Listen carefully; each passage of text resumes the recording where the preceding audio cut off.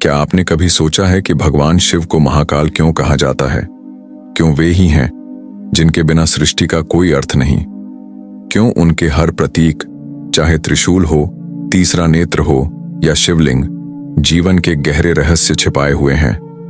आज हम जानेंगे महाकाल का इतिहास, पौराणिक कथाएं और वो रहस्य जिनसे शिव सिर्फ देवता नहीं बल्कि संपूर्ण ब्रह्मांड बन जाते हैं। भगवान शिव को कई नामों से जाना जाता है: रुद्र, महादेव, नीलकंठ, भोलेनाथ। ऋग्वेद में इन्हें रुद्र के नाम से संबोधित किया गया, जो भय और करुणा दोनों के देव थे। कालांतर में वही रुद्र लोकप्रिय शिव बने। हड़प्पा सभ्यता की खुदाई में पशुपति मुहर मिली है, जिसमें एक योगी आकार की मूर्ति बैठी हुई है, चारों ओर जानवर हैं।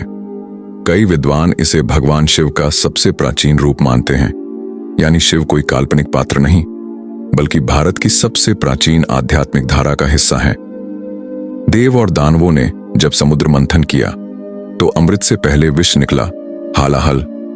विष इतना घातक था कि संपूर्ण सृष्टि नष्ट हो सकती थी। तब शिव ने वह विष पी लिया, उनका गला नीला हो गया और वे नीलकंठ कहलाए, यानी महाकाल हर संकट को अपने भीतर समा लेते हैं ताकि सृष्टि बची रहे। आपने भगवान शिव का त्रिशूल तो देखा होगा, लेकिन क्या आप जानते हैं कि इसके 3 नुकीले हिस्से क्या दर्शाते हैं? ये हैं सृष्टि, पालन और संहार, यानी पूरा ब्रह्मांड इन 3 शक्तियों के संतुलन पर टिका है।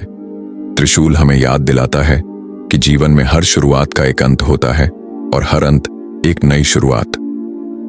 शिव का तीसरा नेत्र सिर्फ एक प्रतीक नहीं, ये जागरूकता है। कथा है कि कामदेव ने शिव का ध्यान भंग करना चाहा। शिव ने अपना तीसरा नेत्र खोला और अग्नि की ज्वाला से कामदेव भस्म हो गए। इसका अर्थ है, जब चेतना जाग जाती है तो वासनाएं और मोह समाप्त हो जाते हैं। भगीरथ ने गंगा को धरती पर लाने के लिए तप किया। गंगा इतनी प्रचंड थी कि सीधा धरती पर आती तो सब बह जाता। शिव ने गंगा को अपनी जटाओं में समेट लिया और धीरे धीरे धरती पर छोड़ा, यानी शिव का धैर्य ही धरती को जीवन देता है। शिवलिंग शिव का सबसे पवित्र प्रतीक है। यह सिर्फ एक पत्थर नहीं बल्कि अनंत ऊर्जा का प्रतीक है, जो न शुरुआत है न अंत। डमरू, जिसे शिव हाथ में धारण करते हैं, ब्रह्मांडीय ध्वनि का प्रतीक है। कहते हैं कि ओम की ध्वनि भी डमरू से ही उत्पन्न हुई। शिव का तांडव नृत्य सृष्टि और विनाश दोनों का प्रतीक है। उनकी भस्म लेपित देह हमें याद दिलाती है कि सब कुछ नश्वर है।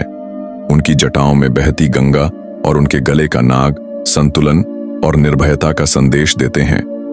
भारत में 12 ज्योतिर्लिंग हैं, जहां स्वयं शिव की अनंत शक्ति प्रकट होती है। उज्जैन का महाकालेश्वर मंदिर, जहां मृत्यु पर भी महाकाल का ही अधिकार है। केदारनाथ हिमालय की गोद में, जहां हर साल लाखों भक्त कठिन यात्रा करके पहुंचते हैं।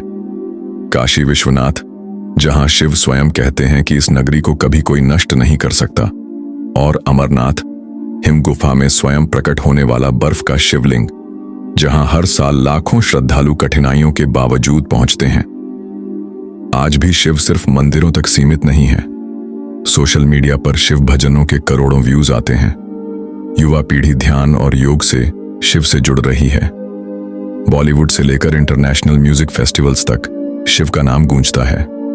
शिव सिर्फ देवता नहीं, एक यूनिवर्सल एनर्जी है। महाकाल हमें सिखाते हैं कि जीवन क्षणभंगुर है, पर आत्मा अमर है। उनकी तांडव की ज्वाला में विनाश भी है और उसी में सृजन की संभावना भी। यही कारण है कि हर भक्त हर युग में यही पुकारता है, हर हर महादेव। अगर आप भी महादेव के भक्त हैं तो कमेंट में लिखिए हर हर महादेव और इस वीडियो को अपने दोस्तों तक जरूर पहुंचाइए।